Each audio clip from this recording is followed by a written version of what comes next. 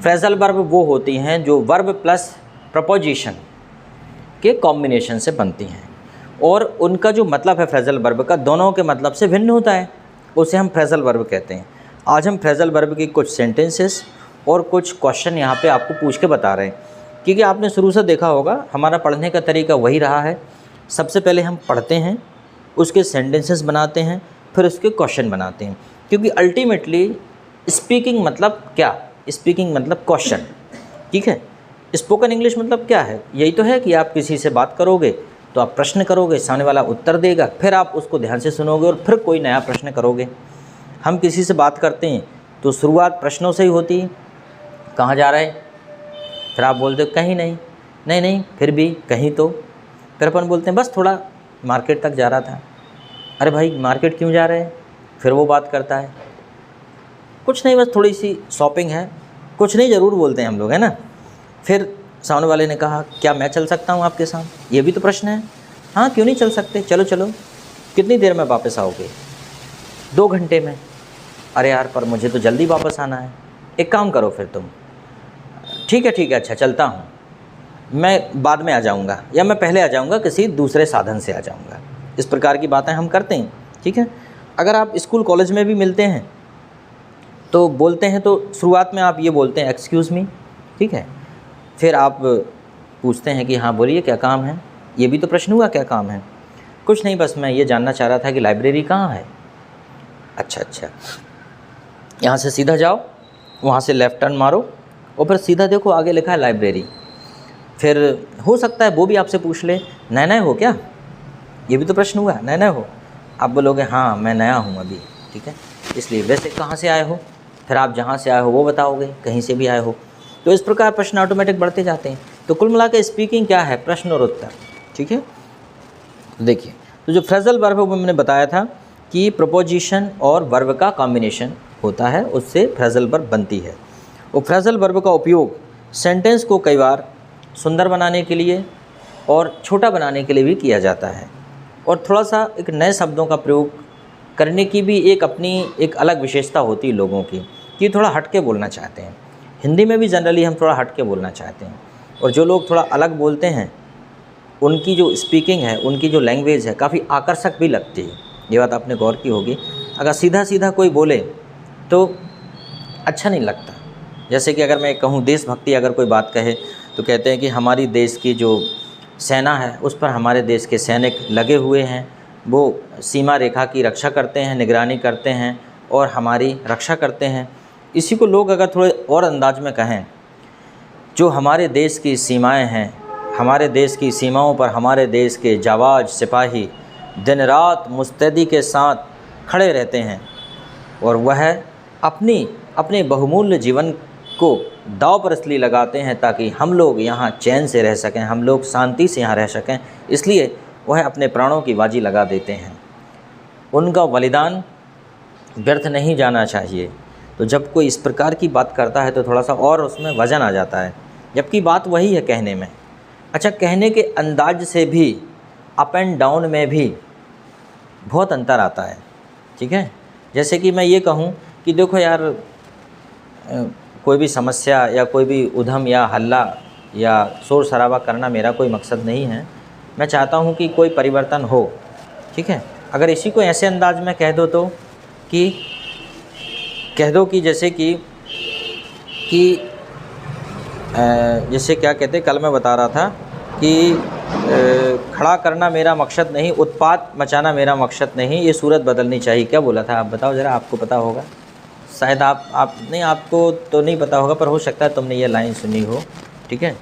कि अब मैं खुद ही भूल गया उसका, कि उसमें वो ये कहता है कि मतलब अच्छा शब्द है ये। अब शब्दों का अंतर है, वो बात मैं ऐसे भी कह रहा हूँ, लेकिन वो शब्द अगर आ जाए तो उसकी बात ही अलग रहती है, ठीक है। कि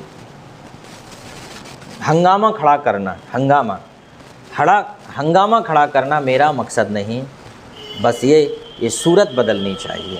हंगामा खड़ा करना मेरा मकसद नहीं, मेरा मकसद है बस ये सूरत बदलनी चाहिए, ठीक है। मतलब जो परिदृश्य ये बदलना चाहिए। तो शब्दों का अंतर, तो फ्रेजल वर्ब कुल मिला के हम अंग्रेजी सीख गए, फिर भी हम अपनी अंग्रेजी को अच्छा बनाने के लिए फ्रेजल वर्ब कर रहे हैं। जैसे सुबह उठना तो क्या होता है, अवेक, लेकिन आप बोल दो गेट अप, ठीक है। जैसे मीटिंग स्थगित करना है तो आप बोल लो स्टॉप द मीटिंग, लेकिन यहाँ पे कॉल ऑफ द मीटिंग, ठीक है। जैसे कि अगर आपको ट्रेन में बस में चढ़ना है तो माउंट बोल सकते हो, लेकिन माउंट होता है ऊपर चढ़ना, अंदर जाना को कई बार हम कैच द ट्रेन बोलते, ट्रेन पकड़ो, पर सही शब्द गेट इन, ठीक है। और चढ़ना तो गेट ऑन, ठीक है। प्रवेश करना गेट इन, चढ़ना गेट ऑन। अब किसी को डांटना है तो स्कॉल्ड शब्द आपके पास पहले से ही है, लेकिन फिर भी एक शब्द और है, टेल ऑफ, ठीक है, ये भी हो जाता है। मान लीजिए हम आपसे बोलेंगे भाई अपने खर्चे कम कर लो, तो एक शब्द रिड्यूस, लेकिन यहाँ पे मैं बता रहा हूँ आपको कट डाउन, थोड़ा अच्छा लग रहा है कहने में, इतनी सी कुल बात है। मान लीजिए मैंने कहा कि आप जो है, या हमारे प्रधानमंत्री राष्ट्रपति, हमारे जो प्रधानमंत्री है वो राष्ट्रपति से मिले, तो जनरली होता है मीट, लेकिन हम यहाँ पे बोल सकते हैं कॉल ऑन, है ना, the prime minister call on president of India, ठीक है। तो कुल मिला के ये है कि जब आप फ्रेजल वर्ब पढ़ते हैं तो आपके पास एक नई वोकैबुलरी और तैयार हो जाती है, और फिर इस वोकैबुलरी का प्रयोग कहाँ होगा आपका, जब विशेष रूप से कॉम्पिटिटिव एग्ज़ाम में, ठीक है।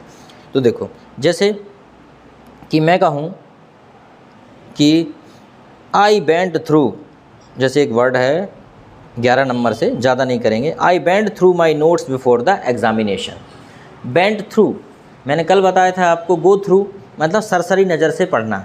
तो अगर मैंने ये बोल दिया sir I went through my notes before the examination, मतलब आप कह रहे हैं सर परीक्षा के पहले मैं एक बार सरसरी नज़र से नोट्स पढ़ ही लेता हूँ अपने, ठीक है। चलो दूसरा, जैसे put on your shoes before going out. अब मैं ये भी बोल सकता हूँ wear your shoes before going out, लेकिन अगर मैं बिफोर की जगह पुट ऑन बोल दूँ तो क्या बुराई है, बाहर जाने से पहले जूते पहन लो, पुट ऑन योर शूज़। अच्छा, put off your shoes outside of the door, मैं रिमूव भी बोल सकता हूँ, और पुट ऑफ बोल दो तो क्या दिक्कत है, put off your shoes outside of the door, ये भी तो आना चाहिए। Night takes off and landings are banned at this airport. Takes off होता है उतरना, और लैंड होता है उतरना, टेक्स ऑफ होता है उड़ना। तो ये कह रहा है कि night takes off and landings are ban on this airport, इस एयरपोर्ट पर बैन है। अगला है what time do you get up in the morning. अब मैं ये पूछता what time do you awake in the morning, तो मैंने बोल दिया what time do you get up in the morning, ठीक है, ठीक। Roma and Dev are still trying to patch up their marriage, तो हम ये भी बोल सकते हैं Roma and Dev still managing their marriage, ठीक है। लेकिन पैचअप हो गया तो उसका मतलब वो उसे बचा रहे हैं या उसे मेंटेन कर रहे हैं। Police looked into the matter again, look into, तो हम ये भी बोल सकते हैं police investigate the matter again, तो इन्वेस्टिगेट की जगह पे, इन्वेस्टिगेशन की जगह पे लुक इनटू कर दो, तो एक दो शब्द आ गए ना आपके पास, एक लुक इनटू हो गया और एक इन्वेस्टिगेशन हो गया। जितने ज़्यादा टूल्स होते हैं आपके पास उतना बोलने में आसानी होती है, ठीक है। Some student want to get rid of their study, get rid of मतलब होता है मुक्त होना, तो हम ये भी बोल सकते हैं some student wants free from study, लेकिन some student want to get rid of their study, तो गेट रिड ऑफ भी बोला जा सकता है। My friend bound to stand by me in difficulty, इस ये भी बोल सकते हैं my friend bound to help me in difficulty. अब हेल्प को स्टैंड बाय बोल दिया उसने, क्या दिक्कत है। The bomb went off at midnight, mid day, the bomb went of, तो ये भी बोल सकते थे हम द बॉम्ब ब्लास्ट, है ना, यस। चलो अब हम आगे बात करते हैं, और तो हम देखते हैं अब इसके क्वेश्चन, जैसे कि हम जनरली पूछते हैं क्वेश्चन टू बी वर्ब के, सेट ए से बी वाला पूछता है, बी वाला ए से पूछता है। कई बार हम आपको यहाँ खड़ा करके और एक एक को बुला बुला के भी क्वेश्चन पूछते रहते हैं।